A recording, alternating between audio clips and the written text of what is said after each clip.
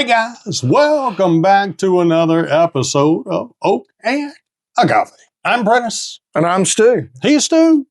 Hey, tonight we have been gifted some big boy bottles, well-known, high quality, well-known bourbons. Bulleit bourbon. Everybody knows Bulleit bourbon. Right. Diageo produces these guys. Diageo is one of the largest liquor manufacturers, owner companies in the world. Okay. They own Don Julio. They own a lot of all across the board. Yeah. They're enormous. Don Julio. We got some Don Julio to do a review on here coming up soon too. But anyway, we're going to get into these middle guys here. Let's start off with the single malt. Okay. This is an American single malt whiskey. I am not real familiar with single malt whiskeys. Nor am I. So, forgive me. I just know if it tastes good or not. That's all. If I go to a bar and Bulleit is on the shelf, and like, if, you know, some of your other brands are up there, like, you know, just Black Label Jack or Jim Beam or what, I'm going to pick Bulleit all day because it's a bourbon. Yeah. You know, it's a well-known. The main thing, I'm always a big fan of them. Like if I'm going to a reenactment or something where I'm going to have various people constantly coming in, sitting down by the fire, having a drink. It's inexpensive. They can mix it with a Coke. It tastes great. And to be honest, I really like the old style bottles. Yeah. It looks period correct for what we're doing. Right. It's an 1880s style bottle. And it's Frontier style bottle. Yep. The brand was actually created in 1987. Though. Okay. So it didn't have anything to do with the Frontier. Right. But you can brand it. Right. I mean, it's beautiful branding. I love it. Okay. I understand why it's called single malt or malt. You really get the grain. Like I get chocolate malt. Yeah. Like you get a spoonful of malt and just like you taste it in the chocolate milkshake. Almost. I mean, it's sweet. It's good. I mean, it's definitely lighter compared to some of the other ones we're looking at. The bottle is food. The bottle is the bottle looks like motor oil, but it's tinted. I did the exact same thing whenever I was first looking at it. Yeah. Yeah, definitely getting that malt flavor. Yeah, it's good. It's got a little bit of a weird funk on it that I catch at the very front. Like on very first, when you put it up. Right. It's almost dusty.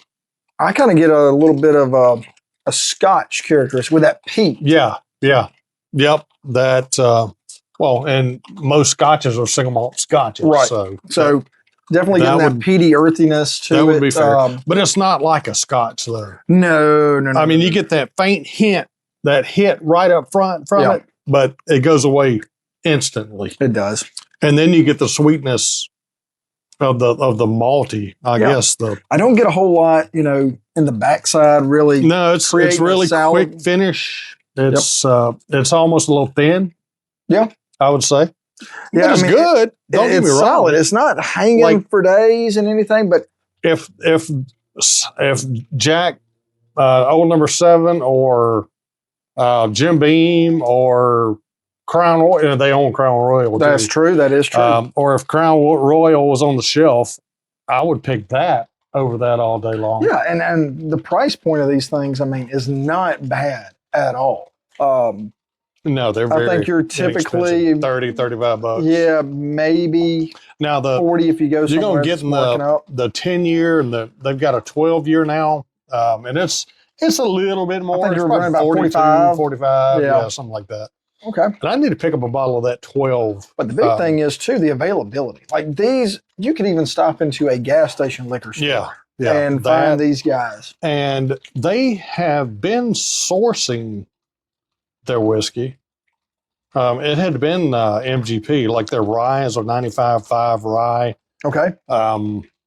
which is a classic Indiana mash bill for rye. And I love 95.5. Don't get me wrong. Some of my favorite rye is the Michter's Barrel Strength. Oh yeah, It's a 95.5. okay. And that's one of my favorite whiskeys of all time. Gotcha. But they have started producing their own whiskey now. Really? Yeah. Okay, So I did not know that. That 12-year rye that they put out, I believe, is their own distillate now. Oh, I would really, really like to try that. But we're going to try a 2-year younger. Let's do it. A 10-year-old Bulleit rye. Let's do it. And you'll notice the color is a little bit darker than the other two. Yeah, and looking at the two up there.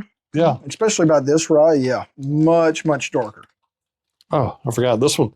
This one's got the plastic on it. And those two don't, I don't think. This one's got the plastic. That one's just that one did not. Yeah. All right. Pretty solid. Nice, Pretty solid. Pretty nice old pop there. That's just part of our thing. We like to hear the old pop. I'll be honest, this is one of the Bulleits that I have not had. Yeah. So I'm really, really liking this. Oh, it smells like classic 95.5 rye. And like I said, that Michter's Barrel Strength. And this guy, what did we say the proof on this guy was? Was it 90 or 45 point? 45.6 ABV, so you're going to be right around 91.2. Yeah. And that's 91's a little bit on the light side for me, you know. I like higher proof stuff, like the Jack Daniel's Barrel Proof Rye is some of my favorite whiskey. Okay.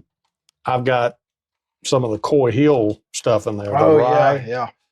And boy, oh boy, that's really hard to beat. But yeah, I'm getting all the classic 95.5 rye nose on that. Huh.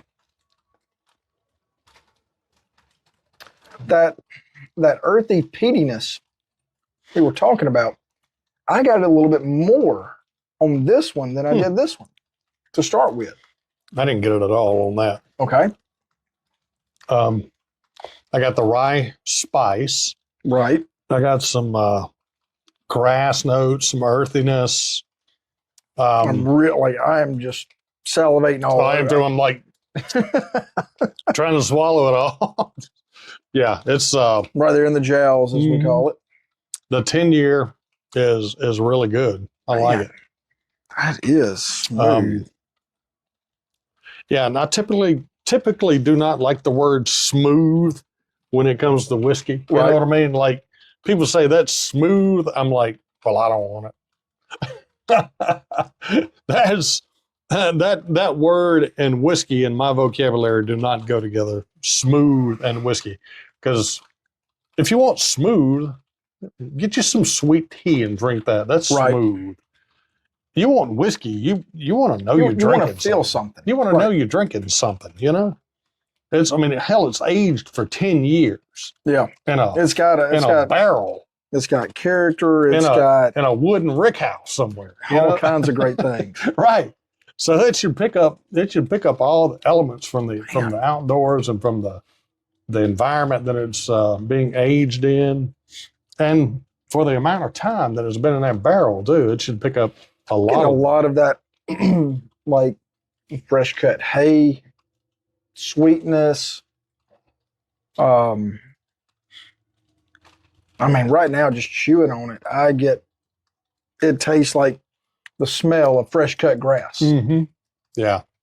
It's thin to me. It is very thin. It's a little thin. Yeah. It's not. It's good. It tastes good. Yeah. I'm interested to taste that the 12-year. Yeah, that's something we should look into. Yeah, I agree. I'll definitely be buying a bottle of that, the 12-year. Well, and like I said, these two have always been my go-tos.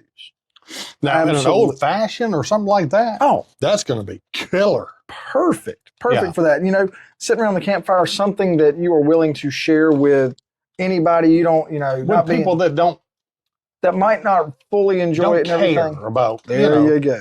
they just bang it to For the get price point, the value to get a of it. buzz with, Yeah. or whatever. I mean, But like that's a good one. I yes, like that one. yes. But as far, I mean, and it's one of those things that you can sip and enjoy neat. You can throw it in a cocktail. And the bourbon, you could mix it with Coke. You won't feel It bad. goes both ways, right? I And totally it would taste agree. really good. Oh, absolutely. For the longest time, that was my go-to old-fashioned mixer. Yeah. I 100% agree with that. You know what? I don't think I've ever like made an old fashioned from scratch. I've got plenty of the pre-made old fashions Right. So those are solid. I mean, some of them are pretty decent. Well, but the Penelope one is really good. The pre-made. I've got a High West in here that is good, but I like my old fashions made with rye whiskey. And because rye just adds a little more complexity to an old fashioned. Yeah, I mean, I'm not really a big fan of, you know, you'll go to some restaurants and they'll make this big dog and pony show with smoke and all that stuff. I do like a smoked old fashioned. I would rather just have something with, you know, a few simple bitters, muddle up a little orange peel in there. Cherries. Yeah, you gotta have quality cherries though. You do. Oh, Marciano cherries. Marciano cherries. You got to do it right. You can't just have the old red cherries and the syrup. You can't.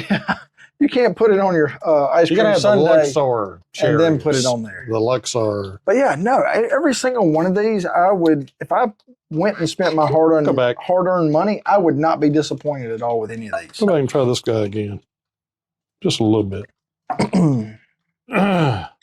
No, this 10-year. Well, you can see we've enjoyed it pretty much.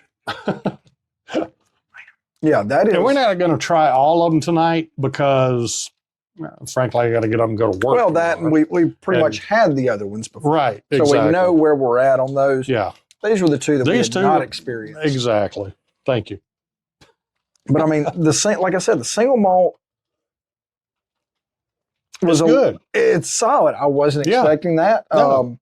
And honestly, you really kind of don't know what you're getting when you buy the bottle because of the tinning of the bottle. So that throws a little variable in there. But that 10-year rye, man. Oh yeah, it's really good. It's fantastic. The longer I let this little guy breathe, yeah, it is opening up. And to be fair, these are fresh bottle cracks. You just saw me pop them, and so they're going to change the longer you let them sit. They're going to get 100%. More complex and thicker and all that good stuff as they open up. Well, good deal. And again, the availability, the price point, the flavor. Any liquor store you go into. Even gas station, liquor store, yeah, mom and pops, whatever, they're going to have at least a variation of the bourbon and the rye. One thing that I actually found one time was it actually came in an orange round bottle. It was Bulleit pre-made old fashions. And I picked that up for an event one time just because I didn't want to have to lug a whole bunch of stuff. Yeah. Like, man, this is great. Heck yeah. Love it. Absolutely fantastic. So they have a couple. We should get that Claris ice machine and make us some ice and try one. Yeah, because they've got that one and another one that comes in a green bottle, and I cannot remember what cocktail it is, but they do have pre-made cocktails with these guys right here. Is it a Boulevardier? It is not a Boulevardier. Oh my goodness, that Paloma. Woo, that was a long time ago, though. That was, man. The Paloma from Barrelsmith. Oh, that's right. Ready to drinks. And then Boulevardier was the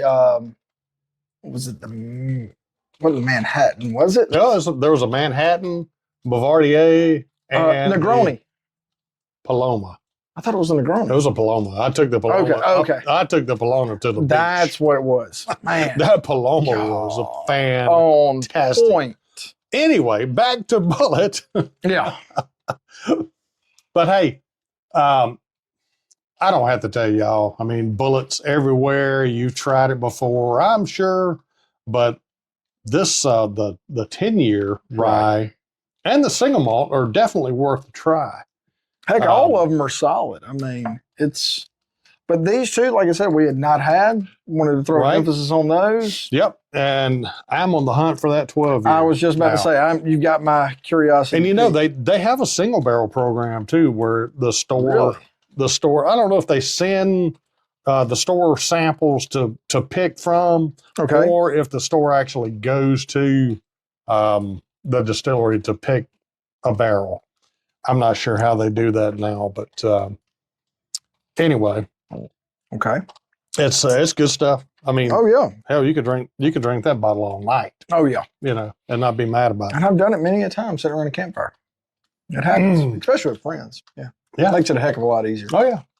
And that last sip that I just had, it opened up. It definitely opened up. Oh man, I'm getting caramel now off that. I'm getting some caramel. I'm almost getting a little bubble gum, like a spearmint. Yeah. Yes. Maybe, I don't know. It drinks like a bourbon, to be honest. It really does. But it's a 95.5 rye, and it's really good. Oh yeah.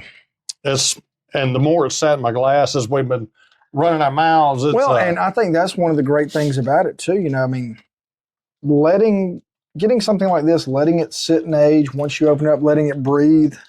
And I've said I'm going to start doing that once I get the bottle before we video, maybe a day or two before we do a video, go ahead and pop it.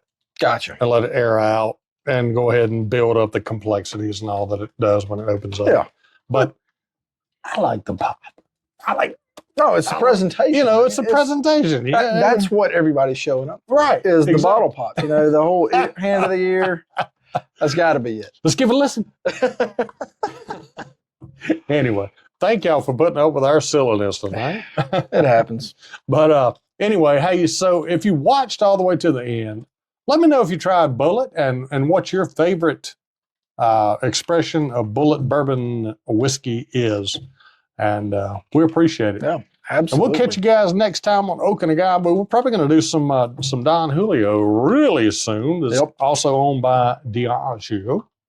And we'll catch you guys next time on Oak and Agave. Thank you for watching. See ya.